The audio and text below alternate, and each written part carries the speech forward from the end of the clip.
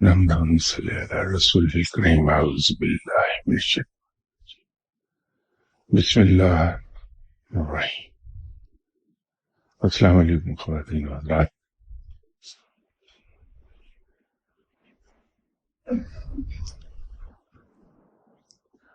ہم اپنی daily life میں ایک لفظ بڑی کثرت سے سنتے بھی ہیں اور استعمال بھی کرتے ہیں، وہ ہے علم. اور اکثر و بیشتر ہمارے استعمال میں اس کی دونوں قسمیں آتی ہیں، ظاہری علم اور باطنی علم.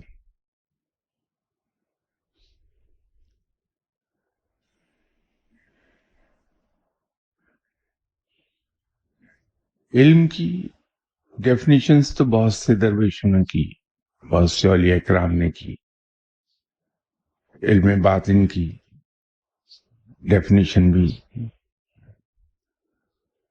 بہت اولیاء کرام اور درویش حضرات کرتے رہے، لیکن ایسا بہت کم صاحبان علم نے کیا کہ یہ واضح کر دیں کہ علم ظاہر اور علم باطن میں فرق کیا ہے.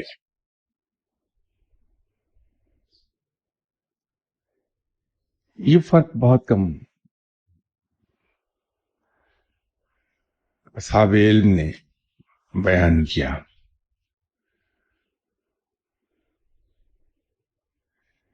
ایک بڑے بلند پایا درویش گزرے ہیں، ولی اللہ گزرے ہیں، اور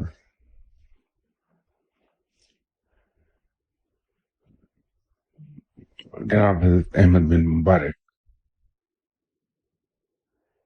انہوں نے اپنے شیخ سے ایک روایت بیان کی کہ میں نے اپنے شیخ سے پوچھا کہ علم ظاہر اور علم باطن میں فرق کیا ہے.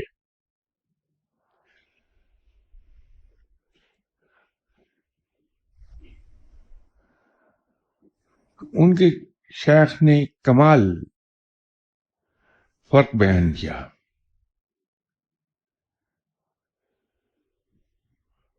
مجھے ان چیزوں کا کچھ پتہ تو نہیں ہے، نہ ان چیزوں کی کوئی سمجھ ہے کہ علم باطن کیا ہوتا ہے، علم ظاہر کیا ہوتا ہے، یا علم کیا ہوتا ہے.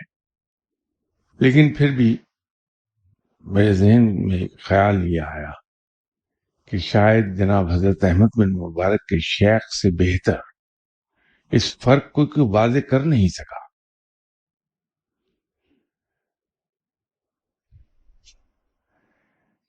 حضرت احمد بن مبارک کے شیخ فرماتے ہیں کہ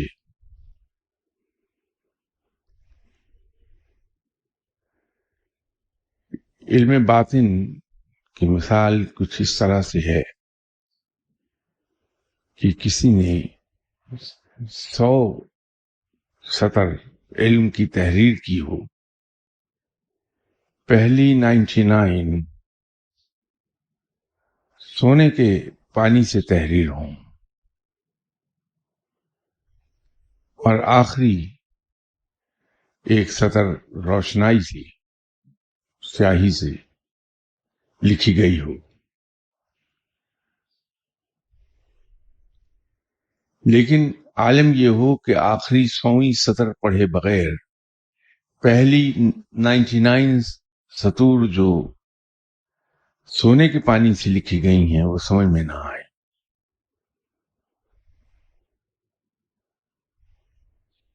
یہی علم ظاہر اور علم باطن کا فرق ہے.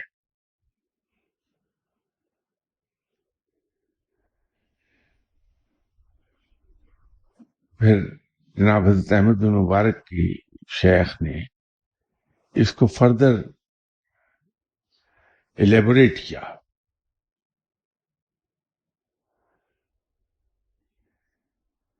کہ علم ظاہر کی مثال بالکل اس طرح سے ہے کہ جو علم ظاہر رکھتا ہے انسان، وہ اس جیسا آدمی ہو جس کے ہاتھ میں ایک لالٹین ہے، جلتی ہوئی لالٹین، اور رات کے اندھیرے میں اس لالٹین سے اپنا راستہ تلاش کرتا ہو، وہ علم ظاہر ہے۔ اور علم باطن کی مثال اس طرح سے ہے کہ جیسے نصف النہار پر آیا ہوا سورج، عین سر پر چمکتا ہوا سورج، جس کی روشنی میں بے پناہ چمک بھی ہوتی ہے اور تمازت بھی ہوتی ہے، گرمی بھی ہوتی ہے۔ تو علم باطن کو رکھنے والا آدمی اس طرح سے ہے جیسے اس کے ہاتھ میں سورج ہے، جس کی بے پناہ روشنی ہے، اور اس روشنی میں ایک تمازت ہے، گرمی ہے، حدت ہے۔ اور اگر کوئی انسان جس کو علم باطن حاصل ہو جائے، جس کو وہ سورج حاصل ہو جائے، اور وہ اپنے ہاتھ میں پکڑی ہوئی لالٹین اٹھا کر پھینک دے کہ مجھے اب لالٹین کی کیا ضرورت ہے، کیونکہ چمکتے ہوئے سورج کے مقابلے پر لالٹین کی روشنی تو نہ ہونے کے برابر ہے۔ لیکن جب رات آئے گی، دن ڈوب جائے گا، رات آئے گی، تو سورج کی روشنی اس کے پاس نہیں رہے گی، تو وہ اندھیرے میں ٹھوکریں کھائے گا۔ پھر وہ اس لالٹین کی تلاش کرے گا کہ میں اس لالٹین کو پکڑ کے چلوں اور ٹھوکروں سے بچ جاؤں۔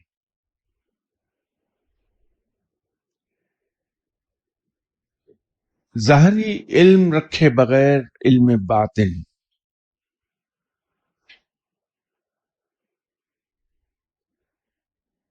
اسی طرح سے کام کرتا ہے جو حضرت احمد بن مبارک کے شیخ نے مثال دی۔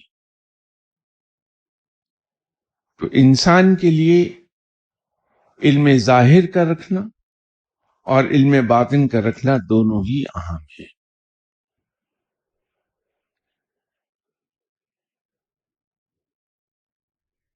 اسی لیے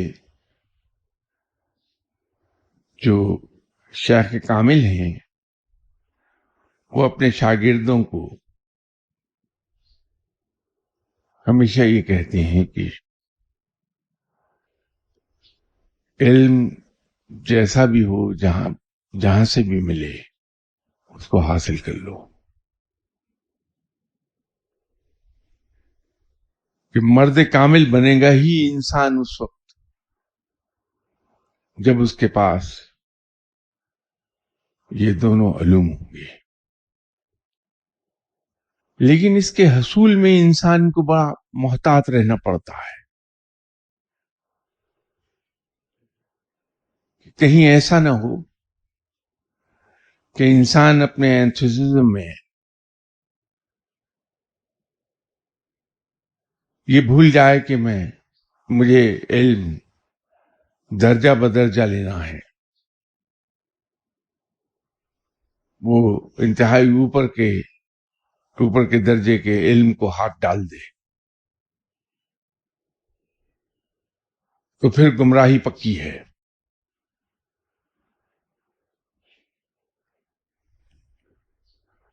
دو دوست تھے جنہیں مرد کامل کی بڑی تلاش تھی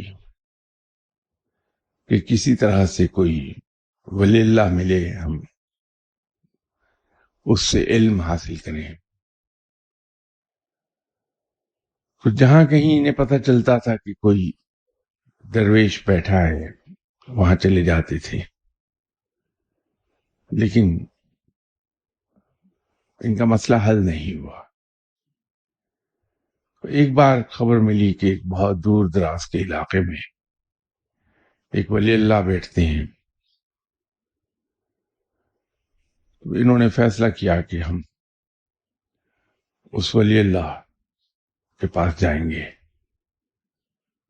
گھر سے روانہ ہو گئے. ایک لمبے سفر کے بعد بالآخر جا پہنچے اس شہر تک.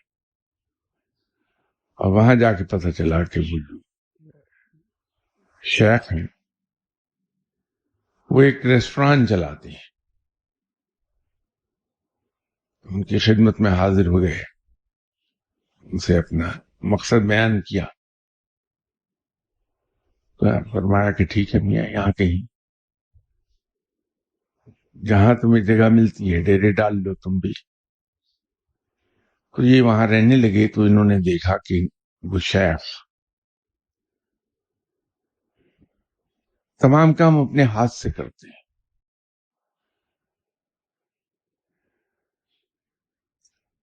ریسٹوران کی صفائی, اس میں چھڑکاؤ, اس میں آگ کے لیے لکڑیاں لانا, آگ جلانا, کھانا پکانا, کسٹمرز کو سرو کرنا, وہ سب وہ اپنے ہاتھ سے کرتے ہیں. تو یہ وہاں رہنے لگے. کوئی جب 12-14 سال گزر گئے رہتے ہوئے, ان شیخ کا آخری وقت آن پہنچا. ان پہ نکاحت اور غشی طاری ہو گئی. یہ اپنے شیخ کے سرہانے دونوں بیٹھے تھے. شیخ نے آنکھیں کھولی تو فرمایا کہ میرا آخری وقت آ گیا, میں جا رہا ہوں. اگر جاتے جاتے تم مجھ سے کچھ لینا چاہو تو بتا دو. تو ان دونوں دوستوں میں سے ایک دوست نے کہا کہ حضور مجھے آپ کا سر چاہیے. شیخ نے فرمایا کہ بیٹا ابھی تم اس لائق نہیں ہو کہ تمہیں میں اپنا سر عطا کر دوں. تمہیں میں نے اس وقت سر دے دیا تو پھر تم گمراہ ہو جاؤ گے.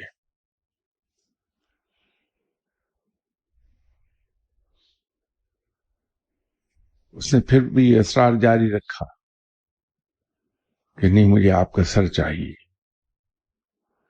تو شیخ دوسری دوست کی طرف متوجہ ہوئے اور اس سے پوچھا کہ ہاں تم بتاؤ تمہیں کیا چاہیے. تو اس نے کہا کہ حضور جو آپ مناسب سمجھیں, اپنی خوشی سے اپنی مرضی سے جو آپ مناسب سمجھ مجھے عطا فرما دیں. تو شیخ نے کہا کہ تم سر نہ مانگنا, اگر سر کے مانگنے میں توقف کرو گے, صبر سے کام لوگے تو اللہ تمہیں بہت کچھ عطا کر دے گا. تو دوسرے دوست نے دیکھا کہ آخری سانس لینے کو ہیں شیخ, تو اس نے پھر ضد کی کہ حضور اپنا سر مجھے عطا کر دیں. فرمایا کہ اچھا جاؤ تمہیں میں نے سر عطا کیا. شیخ رخصت ہو گئے دنیا سے. وہ دوست جسے سر عطا ہوا تھا وہ شیخ کے کلوں کے بعد روانہ ہو گیا وہاں سے. لیکن یہ دوسرا آدمی جس نے کہا تھا کہ اپنی مرضی سے کچھ عطا کر دیں, وہ رکا رہا. اور اسے خیال یہ ہوا کہ شیخ نے پیچھے 3 بیٹیاں چھوڑی ہیں, ایک بیٹا چھوڑا ہے, ان کی بیوہ ہے, ریسٹوران چلانے والا کوئی نہیں. تو شیخ کے پاس میں اتنی دیر بیٹھا ہوں, ان سے علم حاصل کیا ہے, تو مجھ پر فرض ہے کہ میں اس وقت تک رکا رہوں جب تک کہ شیخ کے بچے اپنے پاؤں پر کھڑے نہیں ہو جاتے. تو یہ شخص بغیر کسی تنخواہ اور بغیر کسی معاوضے کے اپنے شیخ کا ریسٹوران چلانے لگا, اور اس کی ساری آمدنی شیخ کی بیوہ کے حوالے شام کو کر دیتا تھا. لمبی مدت گزر گئی, شیخ کی بیٹیاں بھی بیاہی گئیں, بیٹا اپنے کہیں نکل گیا، پیچھے صرف بیوہ رہ گئی. تو اس نے پھر شیخ کی بیوہ سے اجازت مانگی کہ میں اپنا فرض پورا کر چکا، میں نے اپنے ساتھ عہد کیا تھا کہ جب تک کہ شیخ کے بچے اپنے پاؤں پر کھڑے نہیں ہو جاتے میں یہاں خدمت کروں گا.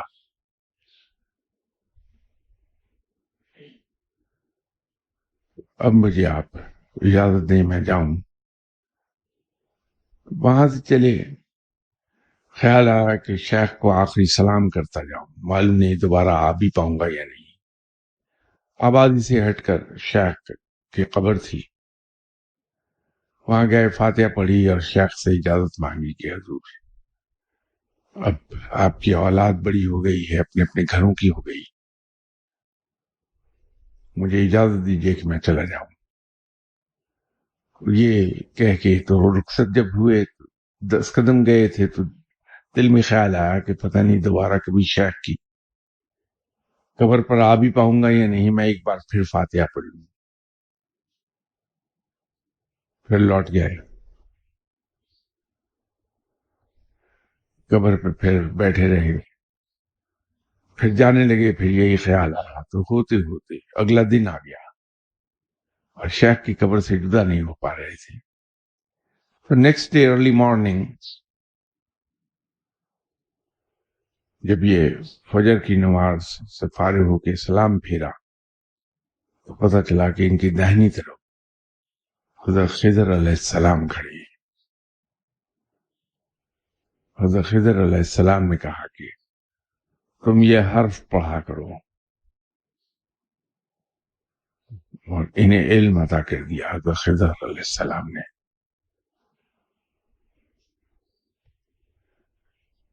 یہ اپنے آبائی شہر کی طرف چل نکلے. راستے میں ایک شہر آیا، وہاں رات گزارنے کے لیے اس میں داخل ہوئے تو دیکھا کہ لوگ ایک شخص کو زندہ جلانے کے لیے لکڑیاں اکٹھی کر رہے ہیں. تو ایسی دل میں خیال آیا کہ میں دیکھوں تو صحیح یہ کون آدمی ہے اور کس جرم میں یہ زندہ جلایا جا رہا ہے. تو لوگوں سے پوچھا کہ بھائی کیا ہے، تو انہوں نے بتایا کہ ایک آدمی ہے جو ایسی باتیں کرتا ہے جو سمجھ میں آنے والی ہے نہیں. تو بادشاہ نے اس کا حکم جاری کر دیا ہے کہ اسے زندہ جلا دیا جائے، کیونکہ علماء کا فتویٰ یہی ہے کہ یہ امت میں فساد پھیلا رہا ہے، اس کو زندہ جلا دیا جائے. تو انہوں نے کہا کہ وہ آدمی کہاں ہے، بتایا گیا کہ وہ سامنے. دیکھا تو وہ ان کا دوست تھا. یہ پہچان گئے، وہ آدمی نہیں پہچان پایا. تو انہوں نے پوچھا کہ بھائی کیوں تمہیں زندہ جلا رہے ہیں؟ تو انہوں نے کہا جی میں نے تو ان سے یہ بات کہی تھی، جو اسرار الہی میں سے ایک اسرار تھا جس کا اظہار وہ کر رہا تھا آدمی.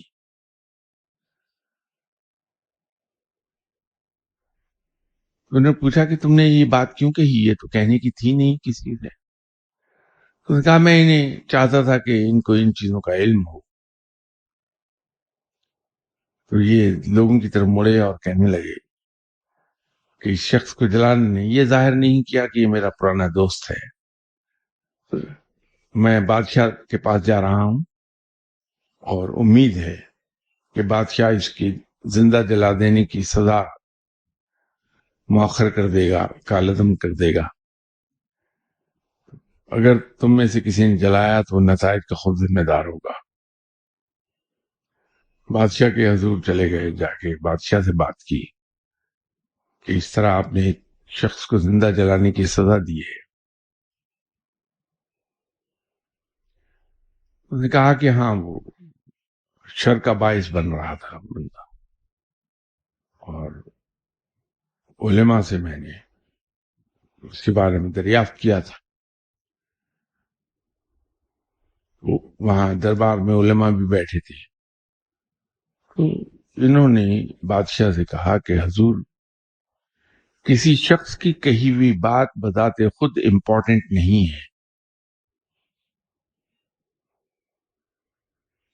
امپورٹنٹ یہ ہے کہ اس نے کس نیت سے بات کہی اور اس کا ارادہ کیا تھا.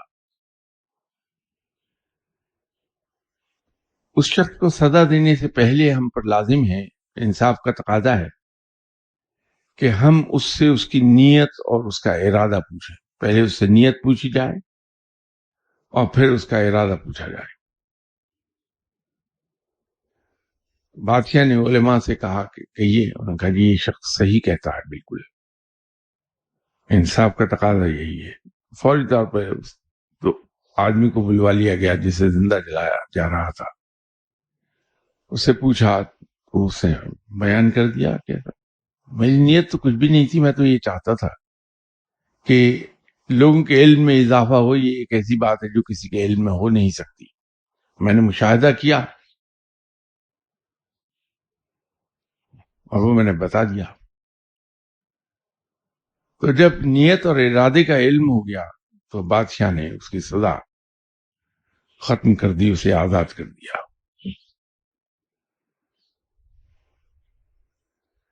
اب اس ساری حکایت کا ایک نتیجہ یہ نکلتا ہے کہ انسان جب تک اپنے آپ کو تیار نہ کر لے علم کے اعلی درجے کے لیے، اس وقت تک اس کی خواہش کرنی نہیں چاہیے، ورنہ انسان پٹ جاتا ہے.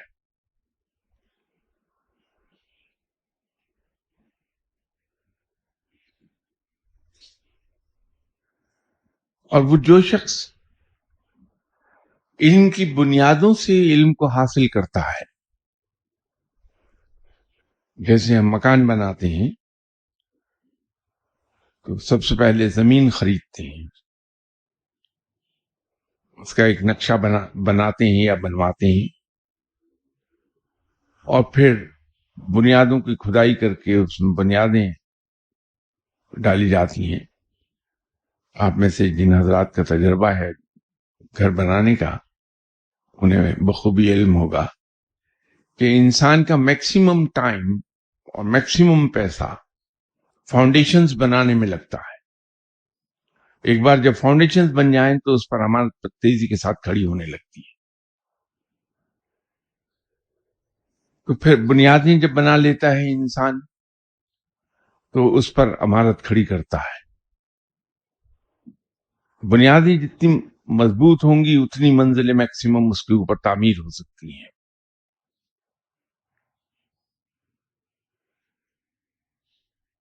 پھر اس کی زیبائش ہوتی ہے اور اس بلڈنگ کے رنگ روغن اور رننگ ریپیئر ساری عمر چلتی رہتی ہے.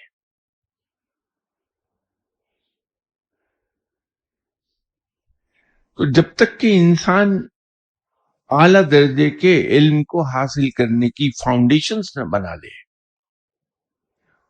اس وقت تک اعلی درجے کے علم کے حصول کی خواہش کرنی نہیں چاہیے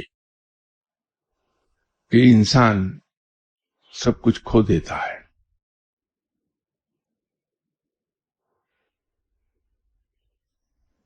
اور انسان علم کے حصول کی بنیادیں اس صورت میں بناتا ہے. علم کی بنیاد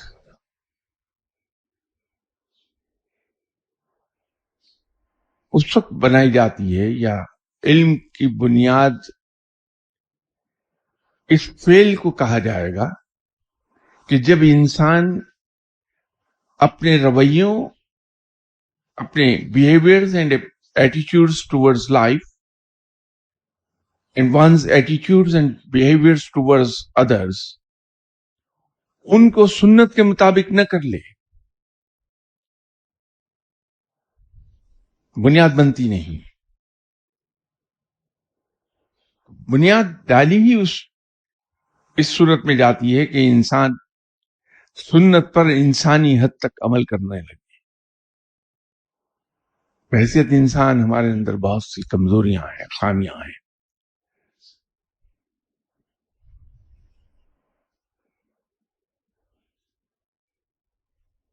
اس سے ایک اور بات ذہن میں آئی جو میں عرض کر دوں کہ آپ صلی اللہ علیہ وسلم کو، در حقیقت آپ صلی اللہ علیہ وسلم سر سے پاؤں تک کلیتاً نور تھے. آپ کی تخلیق اللہ تعالی کے اپنے نور سے ہوئی تھی. سراپا نور آپ صلی اللہ علیہ وسلم. لیکن چونکہ رب نے ہمیں تخلیق کیا ہے، رب جانتا ہے کہ میں نے انسان پیدا کیے، ان کے اندر کیا کیا مکر فریب اور بہانے بازی اور کیا کمزوریاں ہیں اس کی. آپ صلی اللہ علیہ وسلم کو جو سراپا نور ہیں انہیں بشکل بشر پیدا کیا کہ کسی کو یہ کہنے کا موقع نہ ملے کہ آپ صلی اللہ علیہ وسلم تو نور تھے، ہم وہاں تک کیسے پہنچ سکتے ہیں.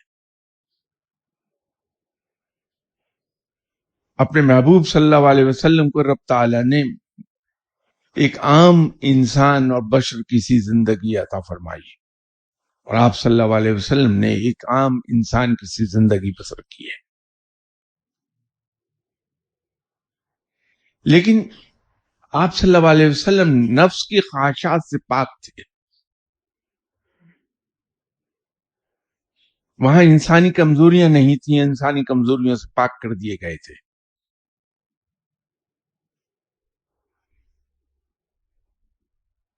ان سے بہت بالا تر بلند تھے. تو انسان میں جو نفسانی خواہشات اور اس کی انسانی کمزوریاں ہیں، بشری کمزوریاں ہیں، وہ کہیں نہ کہیں پاؤں لڑکھڑا دیتی ہیں انسان کے. تو اس لیے میں کہہ رہا ہوں کہ انسانی امکان تک سنت پر عمل کیا جائے، اپنے آپ کو اس کے مطابق ڈھال لیا جائے. تو علم باطن کا حصول یقینی ہے انسان کے لیے، گارنٹیڈ ہے کہ جس شخص نے اپنی زندگی کو سنت کے مطابق ڈھال لیا، علم باطن حاصل ہو کر رہے گا.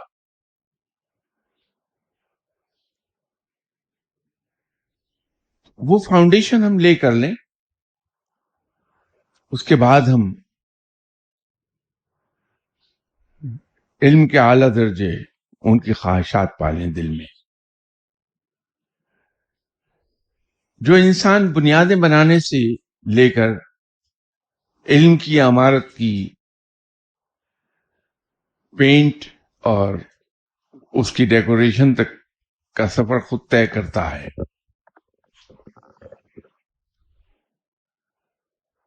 وہ علم کی تمام راہوں سے واقف ہو جاتا ہے، علم کی باریکیوں سے واقف ہوگا.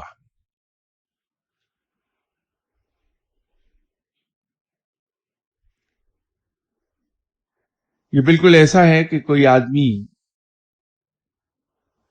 ہم سے یہ کہے کہ میں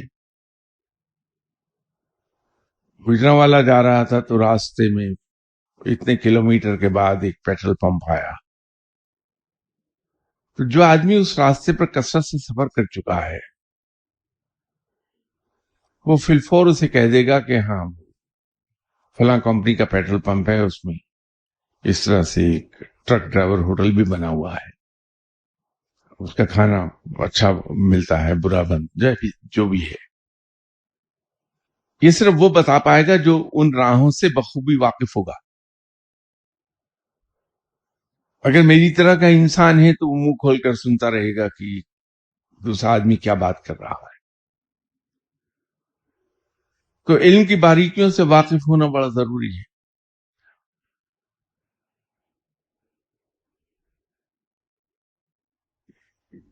اس کو ہم یوں بھی کہہ سکتے ہیں کہ ایک شخص زمین خرید کے اپنا مکان اپنے ہاتھوں سے بناتا ہے، اس کی دروازے کھڑکیاں روشن دان بھی خود لکڑی خرید کر لایا، اس نے خود ڈیزائن کیے، خود بنائے، ان کی فٹنگ بھی خود کی. اگر کوئی ایک آدمی اسے دیکھنے آتا ہے تو جو بنے ہوئے گھر کو دیکھنے آیا ہے اس میں، اور جس آدمی کا وہ گھر ہے جس نے اسے خود بنایا ہے، دونوں میں ایک بڑا واضح فرق ہے کہ جو دیکھنے آیا ہے وہ مکان کی آج کی ظاہری شکل کو دیکھ رہا ہے، اس کے اس رنگ روپ کو دیکھ رہا ہے، اور جو اس مکان کا مالک ہے جس نے اسے اپنے ہاتھوں سے بنایا ہے وہ اس کی ایک ایک اینٹ اور ایک ایک پتھر سے واقف ہے، ایک ایک کیل سے واقف ہے جو اس نے وہاں لگایا تھا. وہ بھیدی ہے. تو جب ہم علم اس طرح سے حاصل کرتے ہیں تو پھر ہمیں علم پر دسترس حاصل ہو جاتی ہے. پھر علم آپ کے گھر کی باندھی ہے. آپ جیسے چاہے اس علم سے کام لیتے رہیں، جیسے چاہیں اسے. اور یہ بھی میں عرض کر دوں کہ عطا میں اور کمانے میں کیا فرق کیا ہے، کیا آپ جانتے ہیں، لیکن میں اس کو واضح کر رہا ہوں اس طرح سے کہ اگر کسی نے خوش ہو کر کسی انسان کو کشف عطا کر دیا، ایک تو یہ بات ہے کہ وہ ڈیمینشنگ ہوگا، ہر گزرتے ہوئے دن کے ساتھ وہ کمزور ہوتا چلا جائے گا اور ایک وقت آئے گا ختم ہو جائے گا. اس کی مثال ایسی ہے کہ کوئی شخص آپ کے بینک اکاؤنٹ میں 10 لاکھ روپے جمع کرا دے، آپ کچھ کماتے نہ ہوں، اس سے خرچ کرتے رہیں تو ایک وقت آئے گا کہ وہ بینک بیلنس آپ کا زیرو ہو جائے گا. پھر یہ کہنا بھی، یہ سمجھنا بھی ہماری غلطی ہے کہ جب انسان کو کشف حاصل ہو تو ہر چیز کو وہ جانتا ہے، سمجھتا ہے. بالکل غلط. اس کے لیے بھی علم چاہیے جو ہم کشف میں دیکھتے ہیں. اگر ایک صاحب علم کشف میں جاتا ہے اور دیکھتا ہے کہ ایک آبادی ہے جہاں نان مسلمز رہ رہے ہیں، وہ اسے دیکھ رہا ہے، اس کے دیکھتے ہی دیکھتے وہاں جو عبادت گاہیں ہیں وہ مسجدوں میں بدل گئی ہیں اور لوگ ان مسجدوں میں نماز پڑھ رہے ہیں. اگر مجھ جیسا شخص جس کے پاس نہ علم ہے، نہ کشف ہے، نہ کچھ ہے، اسے یہ دکھائی دے گیا تو وہ تو یہ سمجھے گا کہ میں کسی ایسی جگہ جا نکلا جہاں مسلمان رہتے تھے اور وہاں لوگ بڑے نیک لوگ ہیں، وہ عبادت کرتے ہیں، وہ سب چیزیں. لیکن در حقیقت جو صاحب کشف ہے وہ اسے جانتا ہے کہ اس نے دیکھا کیا. وہ جانتا ہے کہ رب تعالیٰ نے مجھے ایک ایسی آبادی دکھا دی اس روئے زمین پر جہاں نان مسلمز رہتے ہیں، اور ساتھ ہی رب تعالیٰ نے اس کا فیوچر دکھا دیا کہ یہ نان مسلم ایک دن مسلمان ہو جائیں گے اور یہاں مسجدیں ہوں گی اور لوگ نماز پڑھا کریں گے. اب دونوں کی انٹرپریٹیشن میں بڑا فرق ہوگا. ہاں، ایک جگہ جا کے وہ صاحب کشف وہ بھی مجبور ہے کہ وہ یہ نہیں جانتا کہ کتنے عرصے میں یہ ہوگا، کہ وقت کا تعین صرف رب کے پاس ہے، کسی انسان کے پاس نہیں ہوگا.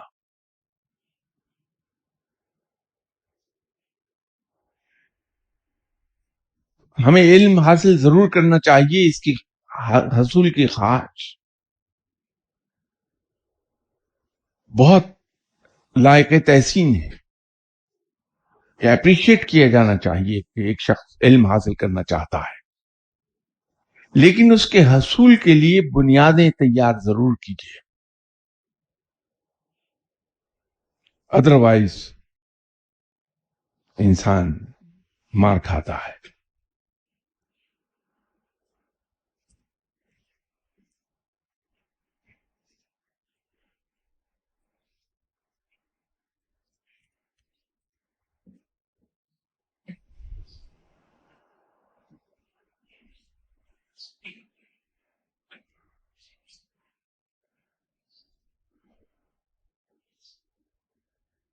یہ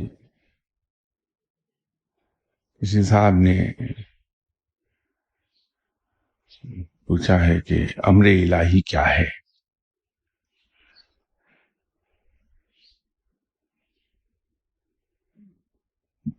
میں چونکہ تعلیم یافتہ نہیں ہوں، علم سے بے بہرا ہوں، تو روزمرہ کی زبان میں گفتگو کرتا ہوں، اس لیے کہ آتی وہ ہے. تو میں نے یہاں اپنی زبان میں ایک عرض کی تھی کہ رب تعالی کوئی کام نہیں کرتا، فرصت سے بیٹھتا ہے، ماں سوائے ایک کے کہ وہ اپنے حبیب صلی اللہ علیہ وسلم پر درود بھیجتا ہے. یہی اس کی ایک مصروفیت ہے. اس کے علاوہ اس کو کوئی کام کرنا نہیں ہے، اس لیے کہ وہ صاحب قدرت ہے، مالک ہے.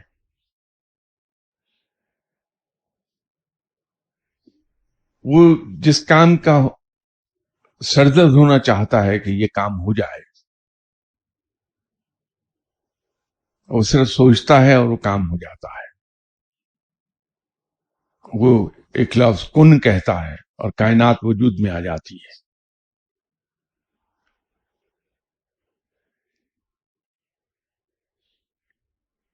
یہی اس کا امر ہے. ولایت میں مختلف ڈگریز ہیں. مستجاب الدعوات ایک لفظ ہم نے کثرت سے سنا ہے کہ فلاں صاحب مستجاب الدعوات ہیں. مراد یہ ہے کہ ان کی ہوئی دعائیں قبول ہو جاتی ہیں. ایک اور چیز ہم سنتے ہیں کہ صاحب امر، فلاں شخص صاحب امر ہو گیا. یہ مستجاب الدعوات کے درجے سے اوپر، کافی اوپر درجہ ہے. اس سے مراد یہ ہوتی ہے کہ رب تعالیٰ نے اس پر کچھ ایسی رحمتیں فرما دی ہیں، اسے اپنے اتنا قرب عطا کر دیا ہے، دوستی کا وہ مقام عطا کر دیا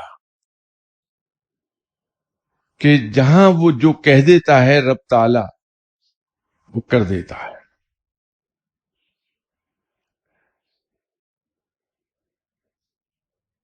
اس کی صرف اور صرف ایک وجہ ہے کہ جو اس کا دوست اس مقام کو فائز ہے کہ جو زبان سے نکال دے رب تعالیٰ وہ کر دیتا ہے، صاحب امر کہلاتا ہے. اس کے صاحب امر ہو جانے میں اس آدمی کی کوئی خوبی ہے ہی نہیں بالکل. یہ صرف اور صرف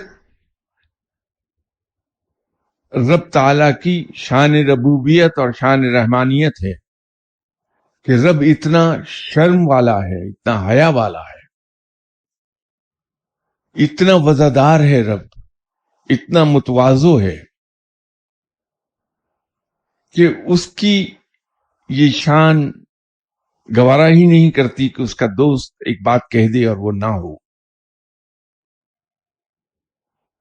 یہ رب کی بلندی ہے، رب کی عظمت ہے، رب کا بڑاپن ہے کہ کوئی صاحب امر ہو جائے. آدمی کے بس کی بات نہیں ہے یہ. رب اپنی وزاداری، اپنی تواضع، اپنی حیا کی وجہ سے اس کی بات کا مان رکھ لیتا ہے کہ میرے دوست نے مجھ پر بھروسہ کر کے یہ کہا ہے تو میں کر دوں، وہ کر دیتا ہے. رب تو اس کی بھی حیا رکھ کرتا ہے بہت کہ اگر وہ آدمی جس کو رب دوست رکھتا ہے آگے اس کے دوست نے کچھ کہہ دیا تو اس کو بھی پورا کر دیتا ہے کہ میرے دوست کا دوست ہے. یہ ہے وزاداری، یہ ہے تواضع.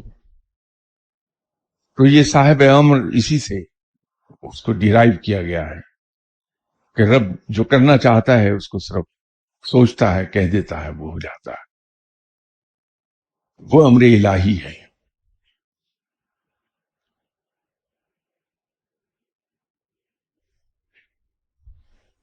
یہ دوسرا سوال، اس کا جواب تو میں اسی بات کے ضمن میں دے چکا کہ رب کی مغفرت کے بارے میں کچھ فرما دیجیے. رب معاف فرمانے والا ہے، بخش دینے والا ہے، اور اس کی جیسے میں نے ابھی عرض کیا کہ بہت بہت وزادار ہے، سب سے زیادہ وزادار ہے رب، سب سے زیادہ متواضع ہے رب تعالی، سب سے زیادہ حیا والا ہے رب. تو جب کوئی بندہ اس سے معافی مانگتا ہے، اس سے بخش دینے کی دعا کرتا ہے، رب تعالی کسی سوالی کو خالی ہاتھ لوٹاتا نہیں. اس کے اس سوال کی شرم رکھتا ہے رب. معاف فرما دیتا ہے، بخش دیتا ہے۔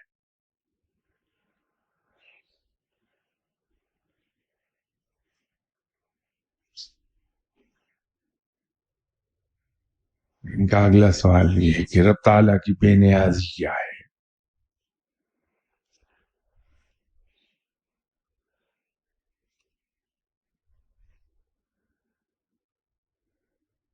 رب تعالیٰ کسی چیز کا محتاج نہیں ہے۔ محتاج کیوں نہیں؟ کیونکہ تمام خزانے اس کے ہیں، یہ کائنات اس کی ہے، وہ مالک کل ہے، اس کو کسی چیز کی حاجت نہیں ہے۔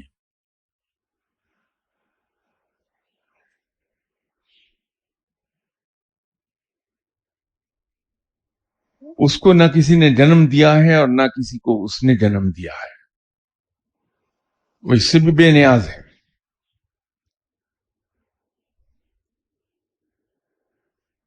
تو جو ذات یکتا و لاسانی ہے، واحد و یکتا ہے، جس کو قدرت ہے ہر چیز پر، اسے کسی چیز کی ضرورت نہیں، وہ ہر چیز سے بے نیاز ہے، حتیٰ کہ ہماری عبادات سے بھی بے نیاز ہے، اس کو ہماری عبادات کی کوئی ضرورت نہیں۔ یہ تو عبادات اگر ہم پر فرض ہیں تو خود ہمارے ہی لیے ہیں، ہمارے ہی فائدے کے لیے ہیں، اس لیے کہ اس سے حاصل بہت کچھ ہوتا ہے۔ غالباً یہیں کسی نشست میں اس موضوع پہ ہم نے بات کی تھی بڑی تفصیل سے۔ اس کی شان بے نیازی یہ ہے کہ وہ مجھ جیسے گنہگار کو بھی معاف کرتا رہتا ہے، کبھی گرفت نہیں کرتا۔ اس کی شان بے نیازی یہ ہے کہ وہ مجھ جیسے خطا کار کی خطاؤں کی وجہ سے کبھی نہ میرا رزق بند کرتا ہے، نہ میری کوئی اور حاجات روکتا ہے۔ بے نیاز ہے ان چیزوں سے، اسے کسی چیز کی نہ ضرورت ہے نہ پرواہ ہے کسی بات کی، نہ اس کا کوئی کچھ بگاڑ سکتا ہے۔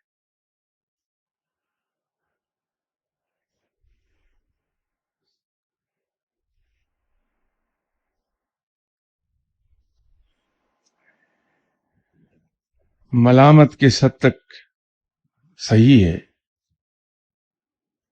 کہ اپنے آپ بہت میلا لگے اور کبھی لگے کہ میں ہی وہ خوش نصیب ہوں اور اللہ مجھ سے محبت کرتا ہے۔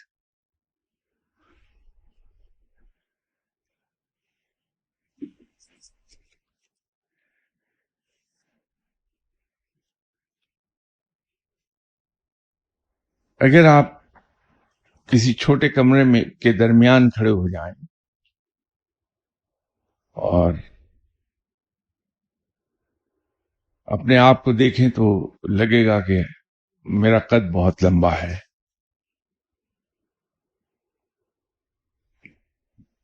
مجھ میں اور کمرے کی وسعت میں کوئی زیادہ فرق نہیں ہے، لیکن وہی انسان اگر جا کے کرکٹ کے میدان کے عین درمیان میں کھڑا ہو کر چاروں طرف نظر دوڑائے تو اسے لگے گا کہ میں بڑا چھوٹا ہوں، حالانکہ قد اس کا اتنا ہی ہے جتنا کمرے میں کھڑے ہوئے تھے۔ اور اگر وہی شخص صحرائے اعظم میں چلا جائے، صحارا میں چلا جائے اور وہاں صحرا کے درمیان میں کھڑا ہو کر ارد گرد اپنے دیکھے تو اس کو یہ لگے گا کہ وہ ریت کے ذرے کے برابر ہے، بہت چھوٹا ہے۔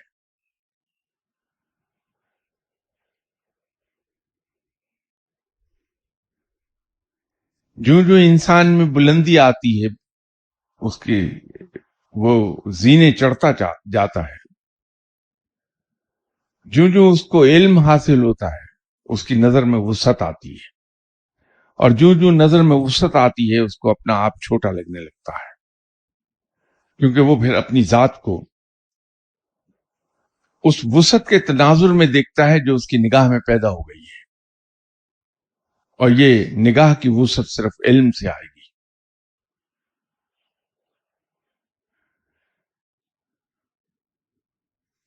جب وہ علم کی گہرائیوں میں اترنے لگتا ہے تو اس کو اپنی خامیوں کا احساس ہونے لگتا ہے، اسے اپنی کمزوریوں کا احساس ہونے لگتا ہے کہ میں کتنا چھوٹا ہوں، میرے اندر کیا کیا خرابیاں ہیں.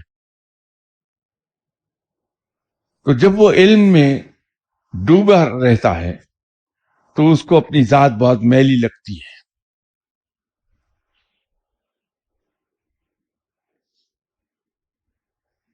تو وہ اپنے آپ کو ملامت کرتا رہتا ہے، وہ اپنے آپ کو یہ کہتا رہتا ہے کہ میں نے کیا کیا، اپنے آپ کو سنوار نہ سکا آج تک میں.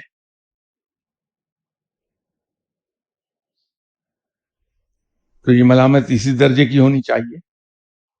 تو جب انسان صاحب علم کے مقام سے اور آگے جاتا ہے، صاحب کشف ہوتا ہے، تو وہ ہستیاں جو دنیا سے جا چکی ہیں ایک زمانہ پہلے، انتہائی بلند ہستیاں، تو ان سے ملاقاتوں کا سلسلہ شروع ہوتا ہے کشف میں. تو انسان کو اپنے اندر چھپی ہوئی گندگی کا احساس ہوتا ہے.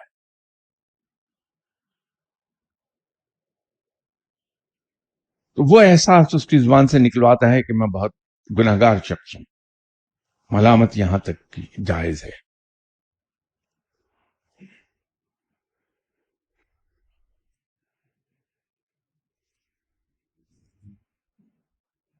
وقت آج کا ختم ہو گیا. میں انشاءاللہ تعالی کا یہ آخری سوال ہی تھا، باقی سوالات کا جواب انشاءاللہ بشرط زندگی نیکسٹ اتوار پیش کروں گا آپ کی خدمت میں. اس وقت تک کے لیے اجازت دیجیے. السلام علیکم.